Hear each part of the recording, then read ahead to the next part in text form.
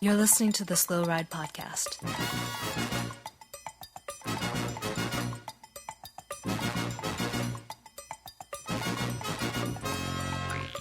Bikes, advice, and rumors straight from the source. TheSlowRidePodcast.com and on Twitter at TheSlowRidePod.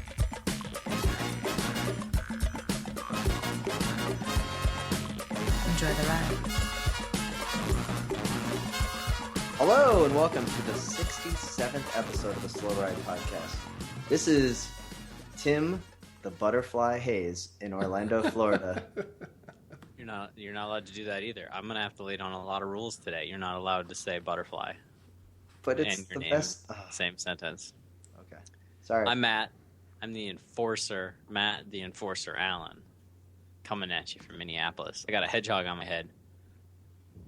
That's kind of weird. This is Spencer Howe in Boston, Massachusetts, where, I'm pretty regular. Things are normal. I don't have any nicknames. Oh, okay. Where are you right now? Where am I? It's his house. Because usually you're in a dark room Yeah. with like a wall and like a strange, you're like lit from the side in a Yeah. weird way. But today there's a bunch of bikes, and I feel like I see your cross bike. Yeah. So I have Are we in the service course? I have a brand new studio. Yeah, in the service course here at Ixnay Service Course.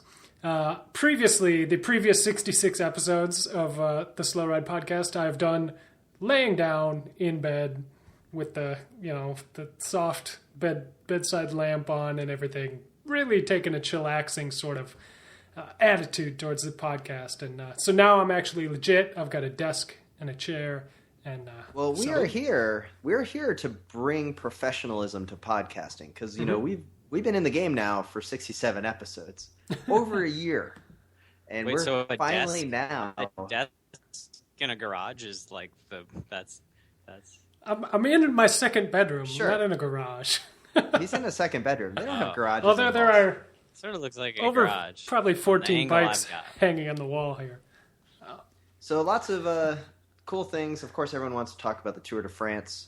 But Spencer, this past weekend, you got to hang out with our favorite DJ. Well, Zach McDonald's pretty good, but Jeremy Powers at the J-Pow Grand Fundo up in Vermont or New Hampshire? Massachusetts. Same thing. Okay. How'd that Pretty go? It went pretty well. It was actually a really cool event. There was over 400 people riding the Fundo. It was my first Fundo or Fondo of any kind, so I was a little disappointed. I didn't see Riccardo Rico. I didn't see any other famous Italian cyclists from the racing under Tom Boonen's license. Right, not Van Petegem. That's because but the that's Cobra okay. just got popped this last week. That's I know. probably why he wasn't there. Yeah. That's why. So Riccardo Rico did just get popped again. Yeah, but Hero. we did have a good time. Rode bikes. Jeremy, this course was not friendly. It was hard. Like I kind of expected a Fundo to be, pretty low key, pretty mellow, flat roads, and he had some tricks up his sleeve. Definitely an event to check out. So a Grand Fondo is basically a category 1 through 5. Anybody can do it, and they time you, and then the winner's the winner, but you can challenge yourself with the time. It's a timed group ride, more or less. So it's like a Wii Sport race, but more expensive? Yeah. Yeah. And so what sets a Fundo apart from a Fondo? Well, the Fundo was more like a party with a bike ride in the middle. We all hung out beforehand. They had a big vat of coffee boiling up. All kinds of treats and stuff. And then afterwards, they had like a pig roast and all kinds of crazy stuff, and a band playing and a raffle. And they also had tofu for me and for little guy if he would have attended. But yeah, it was pretty rad. And they had 3 options. They had the Fundo, the mini Fundo, which was 40 miles, and then the Hundo. So if you really wanted to hurt yourself, you definitely could have. Western Mass, not flat. The roads, not paved. Yeah, I'm sure. And I did see, the Grand Fundo. He does like a big raffle afterwards, right? Or isn't there like a bunch of prizes that go out? Yeah, It he seems like raffled some off legit one of his race bikes from last year. Yeah. So, anyway. Discs? Yeah, it was discs. Screw that. It's not worth it. Hey, so disc brakes real quick. More and more road company. Like, when are we finally just going to no longer have calipered brakes in our road race? Meaning, like, when is the Mavic guy? When's the Mavic guy going to be jumping off the scooter in the Alps or the motorcycle? Running up and like, you got 15 mil or 20 mil 2-axle. Like, what do you got? 130s. What do you 160 rotors or 120 rotors? Oh, God. So, Grand Fundo happened, and then the other big news that we busted out on the Twitter sphere, where you can follow us at the Slow Ride Pod, is the story that we had broken on the podcast about the doping in Tucson in episode 48 with pro superstar Adam Meyerson relaying a story. To be fair, he broke it. Yeah, he broke it. We were just the catalyst in which he broke it. That went public, so the gentleman is now banned. He can't train with anybody, but as noted by one of our listeners, he said he just bought the drugs. He didn't actually use them. And then one of our listeners was like, wait, if you bought the drugs, I'd be ripping into those things right away. Like, at least the guy, like, our listener was honest. He's like, wait, why buy them and then not use them? Come on. Right. Don't you want to win the Tucson shootout at least once in your career? You need a lot of drugs for that. That rides fast. Yeah.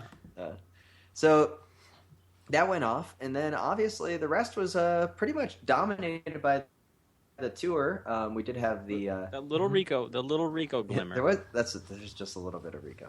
Yeah. TJ Van Garderen, big news, dropping out of the race. Guys, with TJ gone 5 days ago, so we haven't had a time to talk about this. No, honestly, while you were watching, I saw it happen live. I don't know if you guys were or not.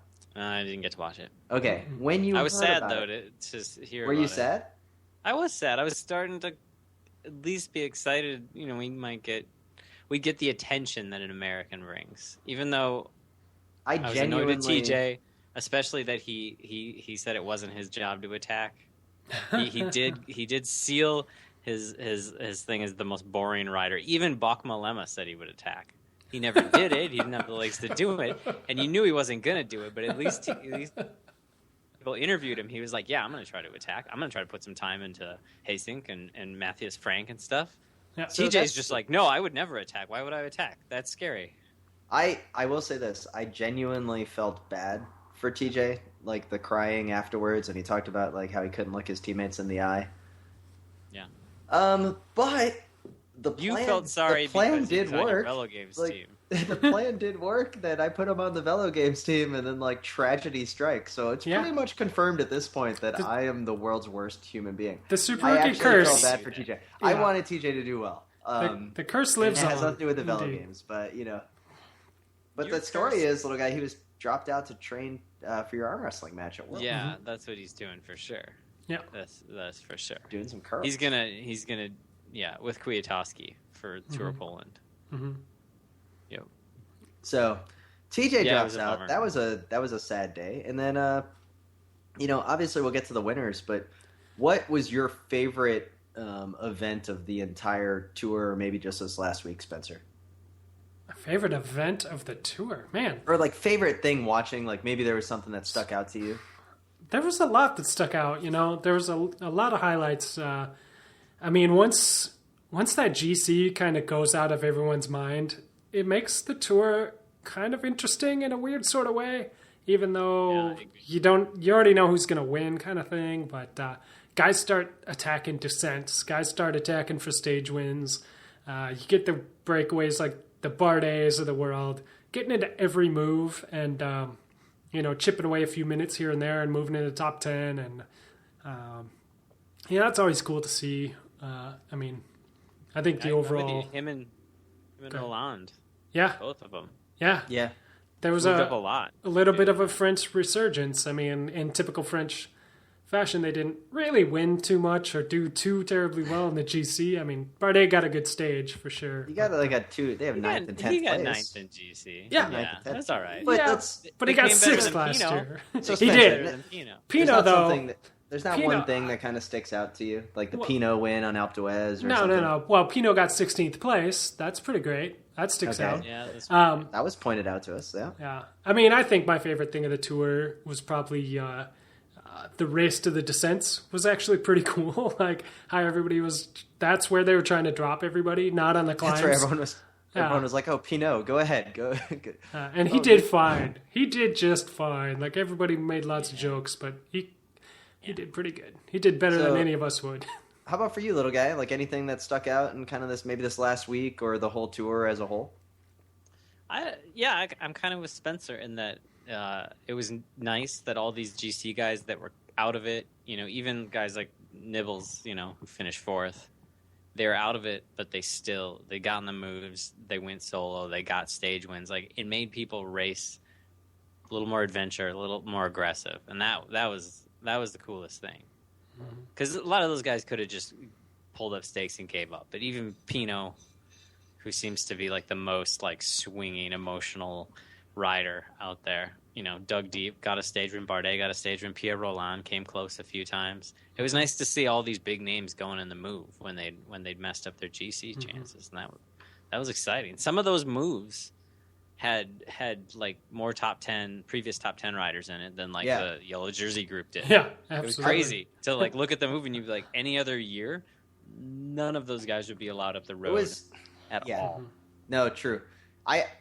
This obviously is a little selfish because of my team and what I wanted, but I really enjoyed the Alpe d'Huez stage. Yeah. Because the tactics deployed was opposite of what we've traditionally always seen, like kind of going to the Alpe d'Huez, except that one year when there's a time trial where it was always like postal or whatever the team is, just drilling it at the front one by one, peeling off.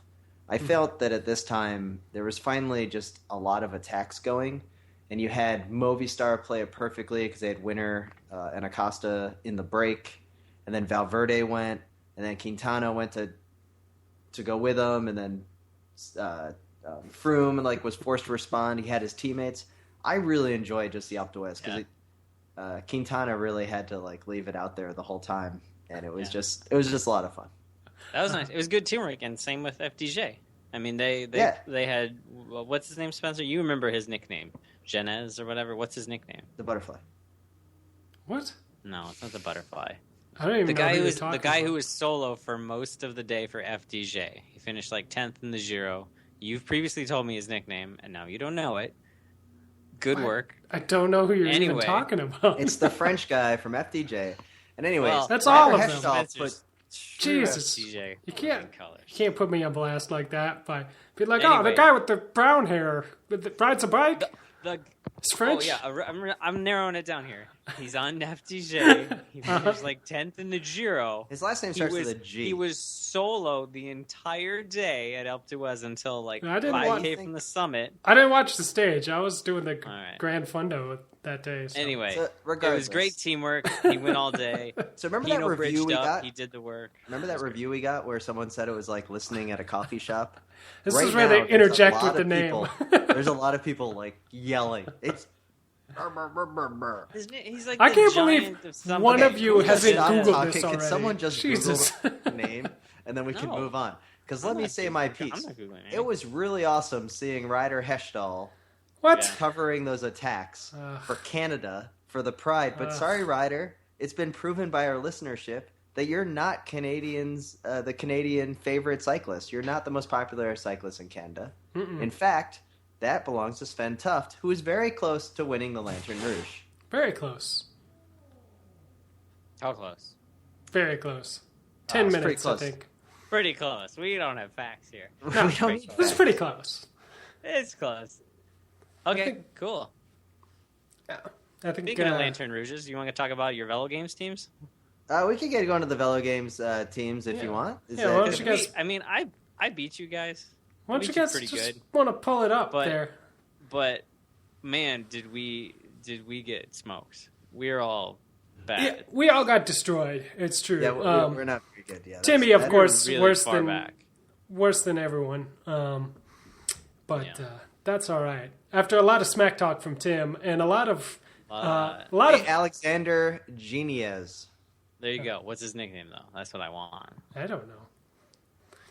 The Genius. That's what I call him. The Chizza. GZA.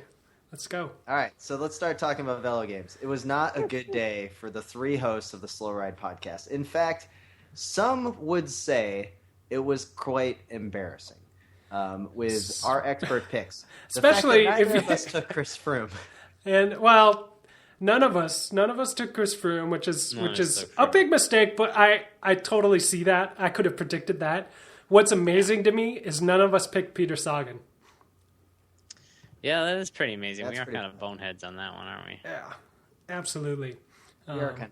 I mean, Tim had lots to say about your team, little guy. He hadn't even heard of your sprinter, who finished second on the Champs-Élysées. Said we had nothing to worry about from your team. Ended up destroying the Capital City Meets team of the Super Rookie. But well, let's give the credit where the credit is due. First off, we need to give a big shout out to the Australian. Let's run through our top 10 there. Oh my God, I hate you. Okay, first off, congratulations to Lambie of the Australian Inferiority Complex for first place, and then the Clofie Cappers FC of Jan van Bellingham, and then Sticky Bottle of Satchel MR. And then I would like to note that suddenly in 7th place is the Slow Ride Podcast B team, which the last time I checked was actually won by one Alex Carlson with Too Cute, Too Fast, or whatever dumb team name that was. And it looks like you have changed the standings. So congratulations. What are you talking about? Move. But you did, in fact, not get 7th place. 7th place overall, Slow Ride Podcast B Team. I will be sending you guys my paragraphs to read shortly. I hope you all are ready. How'd you pull that off? This is like an 80s movie. Where you're like on the computer in the library, and you go, and then it goes, and your picture appears on Tim's computer, and it says, "Will you go to prom with me?" And then Tim gasps. The cute boy with all the bikes behind him? Oh, boy. I don't know what you're talking about. I just picked some solid riders that came through for me in the end. I told you the third week of the third week would have some excitement, and it sure did.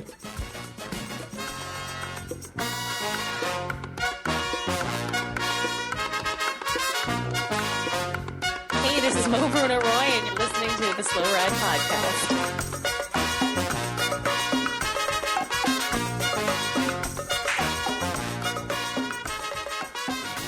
So, guys, the velogames was looking really good. And the quick top 10, we should definitely give credit to where credit is due. We definitely had some people that really stepped up their game. So let's do a quick little top 3 podium for our winners for sure. The Australian Inferiority Complex by Lambie. Mm-hmm. We had the Clofie Cappers FC, Jan van Bellingham, and then Satchel with Team Sticky Bottle. Nice. Taking 1, 2, 3. So great job there, guys. And they crushed us. Somehow, Spencer Howe managed to get into the top 7. Oh, wait a second. Alex just changed the name of her team. Well done, Alex. Alex, you shouldn't let Spencer convince you to do that, because we would have given you great credit. But instead, Spencer's going to try to take it. Last place, the Wooden Spoon, is the Polka Dot Podium Girls of Corinne, who narrowly took out Velo Spence of Blackout Power presented by Brioso Coffee. And of us, it should be noted that Spencer Howe takes last place among the 3 co-hosts with 41.80, and then I took second, and then Little Guy takes the win. Your things have arrived. All right, so like all Tim's, of our yours contests, is like technically a little more than it's like a paragraph, a line, and then a paragraph. But you'll just read the whole thing. So, you'll see. As we do in a contest, is that the winner of the 3 hosts gets to write a paragraph that we must now read verbatim, and so I will go first. Brian Cocard, born April 25th, 1992, is a French cyclist. He was a silver medalist at the 2012 Summer Olympics in the Omnium. Cocard signed a contract for a professional career on the roads from the 2013 season onwards, signing with Team Europcar. His 2013 campaign began well, as he took 2 stages in the Étoile de Besson in January and February. In 2015, Cocard won the first stage of the 4 Days of Dunkirk. The stage featured cobbled sectors, fracturing the peloton to bits, and Cocard won the sprint of a small group of 3. Do you know who that is? I've never heard of him before. I guess I know who he is now. That's straight off of Wikipedia. So there you go. All right, perfect. All right, Spencer, your moment to shine with Little Guy's victory. All right, let me open this email. It looks like maybe a poem of some kind. Okay, here we go. This is weird, little guy. Okay, hang on. Like 2 flamingos in a fruit fight. I don't want to know about wrong or right. I don't want to know I'm anywhere tonight. Tropical hot dog night. Like 2 flamingos in a fruit flight. Like stepping out of a triangle into striped light. Striped light. Striped light. Tropical hot dog night. Everything's wrong at the same time. It's right. Beautiful. Good reading. That was some Beefheart for you. I've always wanted to make one of you guys read some Beefheart. I was horrible. You guys really waste these opportunities to me. One of these days, I'm gonna win, and it's gonna be ruthless. And then you guys are finally gonna step up your game on the paragraphs you have to win, that you have to read for winning. This such illustrious contest. Are all that worried about you actually coming through on any of these? I'm not that worried. So Spencer made me read the same thing many times. Yeah, and it was a song, and it was only right that I returned the favor, and I made him read some lyrics. I secretly hoped you would get me back, and we would just rickroll all our listeners again for a 4th time. I thought about it. I really thought about it, but I always was wanting to just find the most absurd, well, not the most absurd, just one of the absurd Beefheart songs. I'm not a Beefheart fan. Man, so guys, if you really dig into reading the Beefheart lyrics. There's some dirty stuff in there. So let's get to it's not talking about podcast. Captain Beefheart, and let's get to actual racing.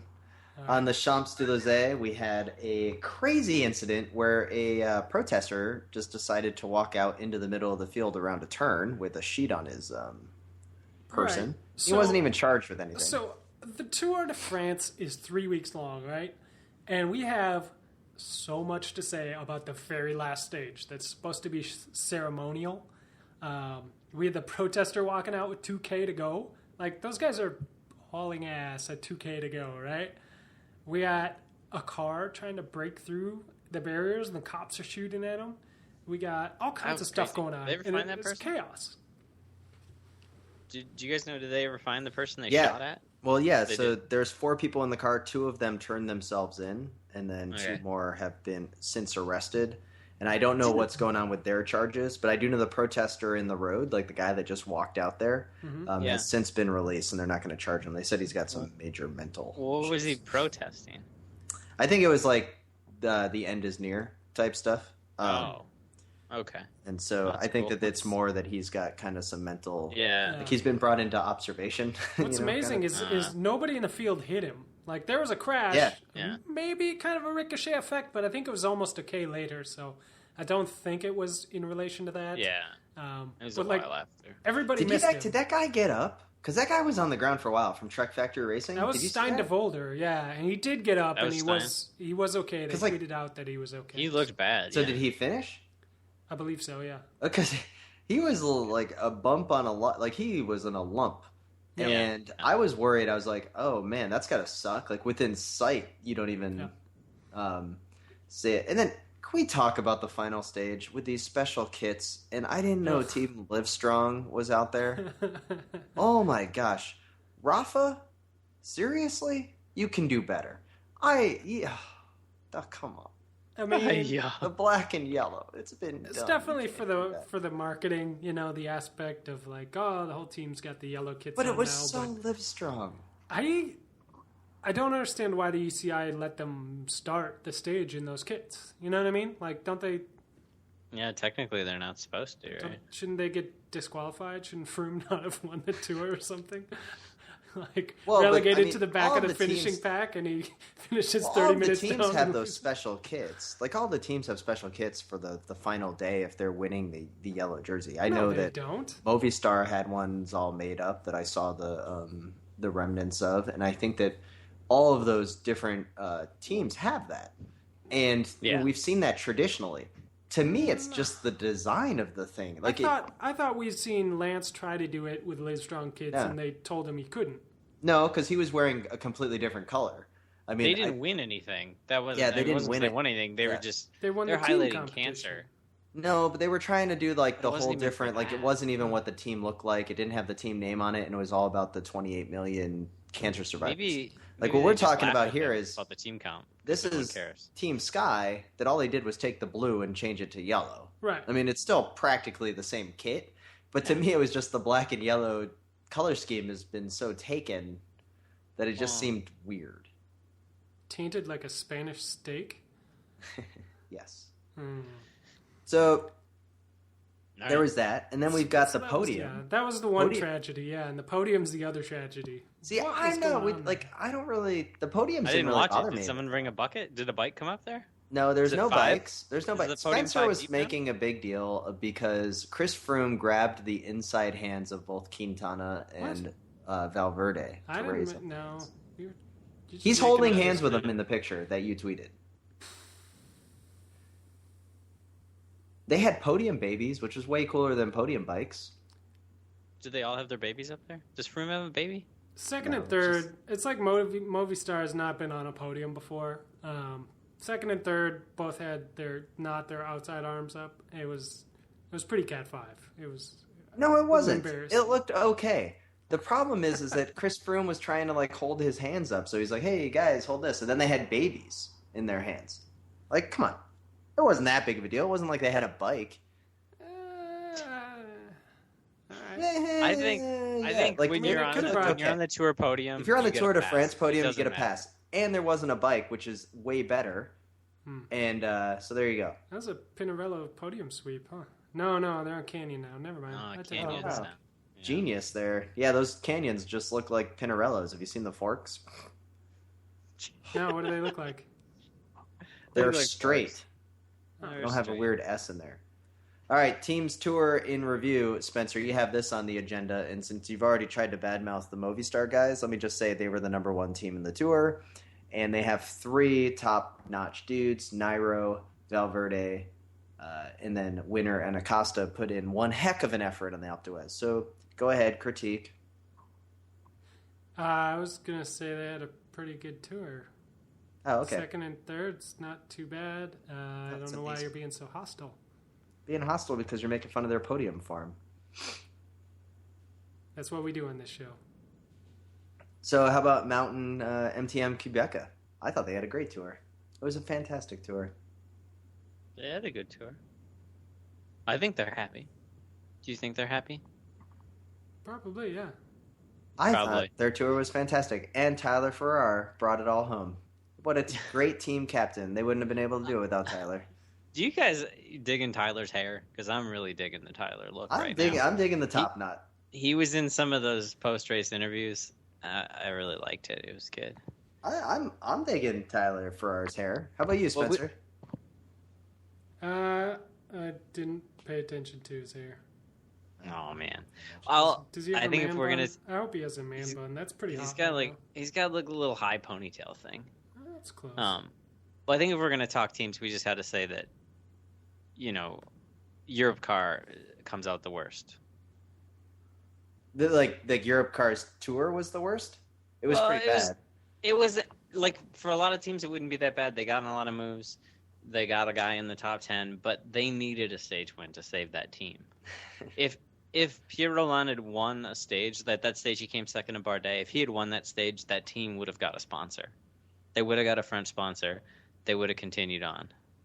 If Concard would have won on the champs on the last day, sponsor. Thomas Vogler was kind of non-existent in the tour. I didn't Tell me about it. He was on my velogames team. I didn't see the tongue all that much. I know. I'm just saying that they needed a win to exist next year, and they didn't get one. And now, it seems like most likely they don't exist anymore. Yeah. So I wonder who's going to take their spot as like the most rated French team. I'm hoping Big Matt Auber 93 or whatever will step back up to the top level as they sort of like step down, step up, like every like 5 or 6 years. Just like French teams disappear and there's a vacuum. I mean, the best French team by far was AG2R's tour. That was pretty fantastic. They did have a good tour, but they also had a bad tour. Why'd they have a bad tour? Because JC Perard, JC had a crashed? terrible tour. Bardet got sick at the beginning. I mean, like, considering they went in with GC aspirations, they ended up having to, like, reorganize. But they got 2 stage wins and a top 10. So, in the end, I think it was good. Did you have JCP on your team, little guy? I did have him on my team. Just think about how good you would have done. If he had a halfway decent tour, I would have destroyed you guys.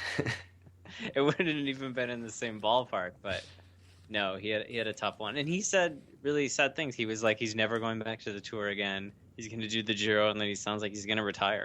Yeah. It's just, he's like, sounded just so dejected, I felt. How'd you think about, Spencer, how'd you think about BMC's tour? Their tour was pretty much in shambles. They obviously went all in for TJ, and that didn't work out. Sammy Sanchez is not quite the backup that they, he wasn't supposed to step up to that role. So yeah, it was weird seeing Sammy. It was weird seeing the Alpe d'Huez stage when they're all going into the final climb. And there's a BMC guy there in the final 15. I'm like, wait, TJ already dropped. Is that Sammy Sanchez?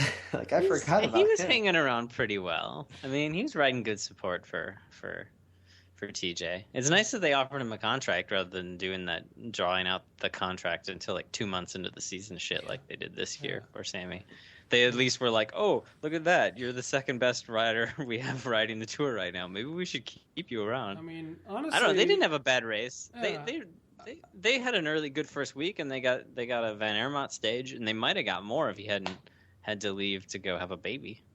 Yeah, I think they had a pretty great tour, and I mean, to be honest, most teams had a pretty forgettable tour. The notable exceptions being MTN Quebec, Movistar, Sky. I don't think they really did anything besides win. You know what I mean? Like, they won the tour. They didn't do anything besides else. win? Besides win and totally dry. I mean, I thought they performed very well. Right. But Garrett Thomas. Tim, winning isn't everything. You know what I mean? Like, they They weren't won in stage 10.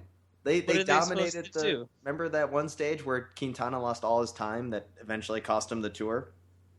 That was driven by stage? Sky on the front. Which stage was that? was Stage that? 4? Like stage 4 or 5? It was stage 2, and it was driven by Quickstep, but that's okay.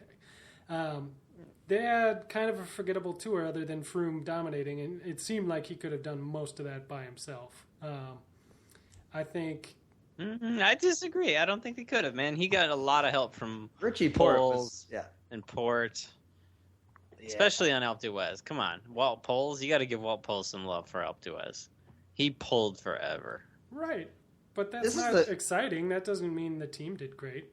I'm talking about MTN Quebec. I'm talking about Serge Powell's climbing back. How do you say I'm talking that about Movistar getting second and third on the podium and having guys up the road all day. I'm talking about Peter Sagan and Takeoff. We're going to talk about Takeoff. Animating the race, making the race exciting. Wait, yeah, but bike when you have the lead, what do you do? Looking at you your defend the power lead. meter. It's Wait. Remember when the one time us and Matt McDonough, we raced the stage race. What did we do? Matt won the time trial, and very Froome-like, we just conserved and chased down every move. I mean, he wouldn't have been able to do it if it wasn't for me chasing down the time No, bumps. but really, like, what did we do? He won the thing, and then we raced the most boring race possible. We didn't allow anything to happen exciting in the races. We chased down people who were like 10th overall. I remember a guy being like, "Come on, I'm like 2 minutes down." I was like, "That means you're on the list, dude. You can't go up the road." Like we team skied that race, and we won, and we were really proud of ourselves.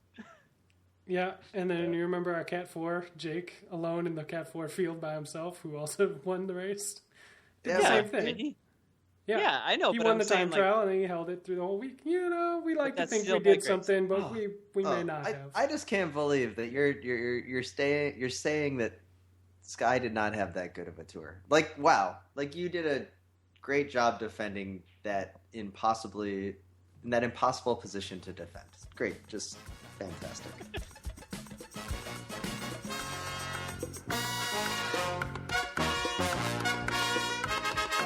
This is Eric Saunders. You're listening to the Slow Ride Podcast.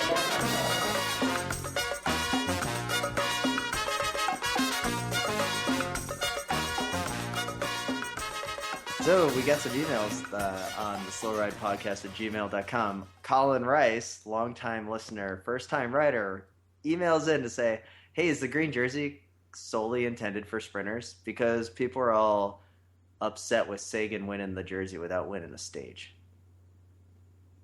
What do you guys think?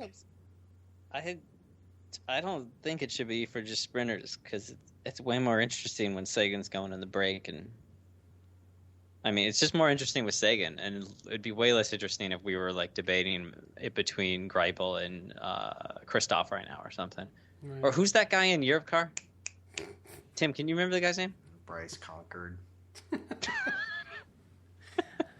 That guy. I just think it's funny that a few years ago, it was the most exciting thing that ever happened when Thor went on his rampage and took a bunch of intermediate sprints and won the green jersey, and everybody's like, that's amazing, a sprinter off the front. And then now it's like, boo, that's boring. Why can't we just have boring sprints all the time?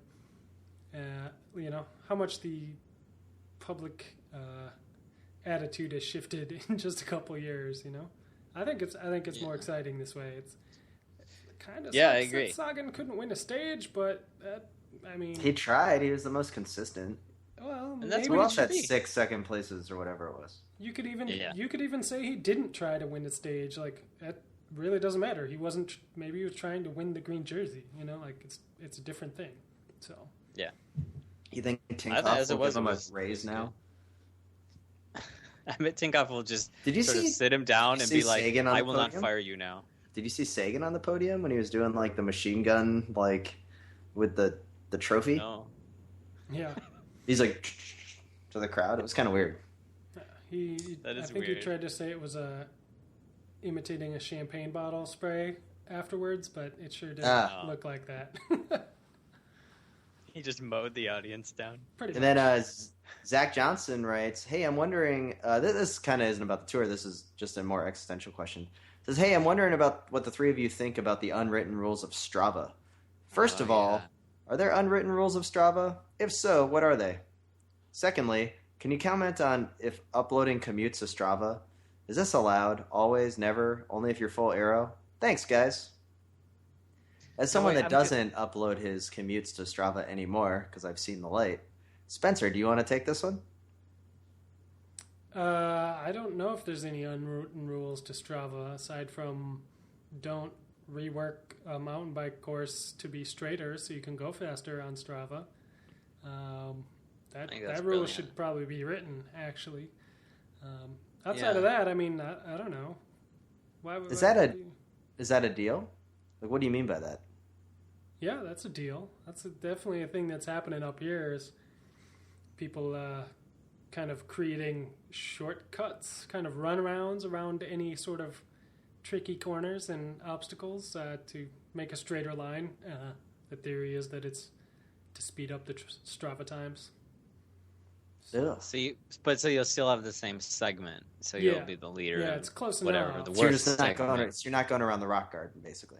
Yeah, you're going right next to it or something. So that's so bizarre. Been a grassroots effort up here to cover them up with, rocks you and think logs. It's really and because of Strava? Shut them down. That's the theory. I don't know. I mean, that kind of strikes me as like one of those things where, like, your parents would say, like, "Oh, he's just doing that because of this," and when in reality, has nothing to do with it. Like it's just like, oh yeah, some guy just couldn't clear the rock garden, so he wanted the beeline. Well, it's just me. It's just me. I've just got no tech skills, so I've been going around everything. Yeah. Normally I would think that, but these ones they're perfectly straight, like through things that aren't techie. Just like S curves through the woods, like there's a straight line, like makes it look like a dollar sign, like. Yeah. Well, it's just like like I remember my. Oh, okay, I land art. Saying. But yeah, I remember like people were like, oh, you can't wear starter jackets because you'll get shot. Yeah. Because they're stealing starter jackets, and then it was like, well, no, really, it's just like maybe the person that was wearing the starter jacket was wearing like the wrong colors in the wrong neighborhood. Like maybe there's something bigger than just like someone trying to steal for a jacket. Nobody ever stole my Bears jacket. Dangerous. I had the Chicago Bears jacket. Nobody wanted it. I had a Chicago Cubs one. No one wanted that. Yeah. Sorry, Chicago. I never had a starter, man. Now I feel really left out. Yeah. It's all right. So then, what are the unwritten rules of Strava? I ask about this commute thing? Why would you not upload your commutes? Like, there's probably a lot of people that only ride their bikes commuting. Like, that's their time to shine, baby. I just forget to. I don't want to drain my battery. That's why. Yeah. And also, I'm not commuting by bike anymore, so. I upload all mine. So why wouldn't you do? Yeah. You count those miles to your training plan? Yeah, I mean, are you wearing a chamois when you do it? Nope. But I wouldn't know how much I rode if I didn't. The only reason I use Strava is to record that stuff because I'm not as diligent like little guy and keep a log and write everything down. So Strava's my. I haven't done that for a couple of years. So little guy, do you Strava during a day of work at downtown? I did once, but I did once just to see what it was to like go certain places, So I turned it on a couple of times just when I was like, I wonder how far it is up to behind bars, sort of thing, But no, I don't ever do that. Though I think we should probably, for full transparency reasons, be releasing all our Stravas to prove the wattage. Well, I am using Stage's power meter, so maybe that is turning off the. Yeah, and I've been using rotor rings at work, and I changed the setting on them every day, so that's why my power is going to fluctuate between pathetic and dramatically. Amazing. That was the weirdest press release about the Chris Froome releasing all his data was that there was the stages might not have been accurate. You're like, you could see like the PR guy, like the head of media marketing for Stage's head imploding at exactly that moment. Like, wait. Well, imagine if you had like a power meter that you didn't fully trust, and then you had to release his data. Like, they had to find this fine line of like not saying that the sponsor sucked, but not saying that Froome makes 9 watts per kilogram and is a robot from the future. Like they can't be like Stage's power meters are the greatest power meters, and they overestimate his wattage by 75%. And then, did you guys see the Le Mans thing where he showed what a motorized bike looks like? It was actually a pretty sweet marketing coup for him, where he got one of those assist motors put in, and it's got like the water bottle battery, and then he's like holding it up in a YouTube video, and he like presses the little button. It's like 50 watts, and like the motors, I mean the pedals are just moving like crazy. Mm-hmm. It's definitely something that's coming. I wouldn't be surprised if someone's already cheated with a motor in their bike at some kind of race. And, you got to figure that it's got to come. And then Eric Saunders says, why are you checking the team leaders' bikes when really you should be checking the domestiques' bikes? Don't you think that the first person to give us for motorized doping is going to be in Florida? Oh, probably, but it will be because it will be an old Masters guy, and he won't understand how technology works or something. Like he'll put the bike on the podium, like a podium bike, and then he'll accidentally press the button when he's laying it down. Podium. Yeah, then we'll just ride off the podium. Just keep going through the finish line and just into the sunset. That'll be funny. The day that somebody like flats on their motorized bike and they try to stop and get a bike changed, but then they like get off the bike and it just like rolls away. That'll be great. Mm-hmm. You're right, Tim. Though it's probably going to be some older guy who can't take it that he's not a super fast Cat 1 anymore. He's fading into Cat 2 category. We all know how embarrassing that is. I think he's gonna he's gonna resort to the motorized doping. It's the same like most of the time in the U.S. when dudes get caught, they're totally rich gonna dicks. Be a Masters track racer. Yeah, that's probably true because weight doesn't even matter on the track. Time. Oh man. Oh my god. Like you're flying. Oh god, your standing start time could be amazing. Yeah. He's really turning those over. You know what I missed to do this podcast tonight, you guys? I missed match sprints. I could have gone and done state championship match sprints tonight. Can you imagine what my flying 200 is? It's probably no, but 16, 17. 16, 17, maybe 18. Yeah. The only way to win a match sprint that makes it really exciting, rather than the whole chess on wheels where everyone's track standing, is the guy that just goes from 3 laps out. Like he just, they blow the whistle and he just starts right away and just tries to kilo the guy. I tried to do that the Ferris one time. That's always didn't work. I think I surprised him though. Oh yeah. Anyway. Well, so we had a pretty eventful week. The end of the tour, we got to talk about what happened, and then velogames where we didn't win. Little guy won. Great job. The 16th overall was Thibaut Pinot, which was also pretty exciting. But now, next week, we get to talk about what? The after the tour crits, and basically cyclocross is right around the corner. So there you have it. I told you weren't allowed to say that. Remember? Sorry. It is. But we got San Sebastian next week, which is an exciting race. Yeah. The hats, the big hat. They do get the cool hats. Giant hat. That is pretty awesome. We got that to look forward to. So that should be a lot of fun. We haven't talked about the one thing, Tim, which is that your favorite team, the cycling NASCAR team, the Androni, had another guy test positive, and this guy tested positive. I have to find what it is because it is a really good named drug. God. Well, didn't it? And then their team now is suspended for the UCI finally is instilling some of these have 2 positives in 1 year. So you can get banned between 15 to 45 days. And I'm curious how long they actually ban them. This should be the way it is. Hey, if you have a team if you get busted twice in a year, you're done for the year. Once in the year, you're done for 6 months. End of story. Can you imagine Dimitrov trying to go over that? That's the way to do it. Astana would be gone by now. Who cares about issuing the license? Just say, hey, you can't race. It's part of the entire team has to shut down for 6 months. Well, all right. So this guy Fabio Tabori tested positive for FG 4592. Love me some FG 4592. That shit makes me feel great. I wonder what that's a byproduct of, a candle wax or something. It's got to be. The thing I saw that it makes your body more EPO, so you make natural EPO. But obviously they have a test for it already, so you can't take it. What's crazy Good job, about Fabio. it is that it's one of the article said it was still in testing. This drug is not on the market. Yeah. So it's coming straight out of the lab somehow. Yep. That's kind of scary. So they have a connection. They have a connect. Definitely. Well, heck, Rico had somebody on the inside of a hospital getting him shit. This guy's nobody. Well, it's probably one of those sponsors. It's probably one of those sponsors. Probably. If we had the time to go through all 457 of those sponsors. Wait, you know what? They have 4,592 sponsors. Do you think we could the connection? We could finally find a way to get on their team. Is it FG, little guy? Well, yeah, FG 4592. Fast guy 4592. Maybe that was his his AOL username. AOL, it's a messenger name. There you go. All right. Well, thanks to all our listeners for tuning in.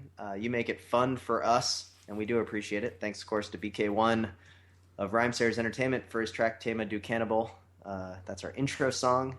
And thanks to all those tweeting to the show at The Slow Ride Pod and emailing us at theslowridepodcast@gmail.com. You can always subscribe to us on iTunes and leave us a review. Also, we're on Stitcher. It's really important to us, and it helps us build the show for more listeners. And remember, always wave to your fellow bike riders out there in that spandex suit, because you don't want to be that guy. The Slow Ride Podcast. fights, advice, and rumors straight from the source. TheSlowRidePodcast.com and on Twitter @TheSlowRidePod.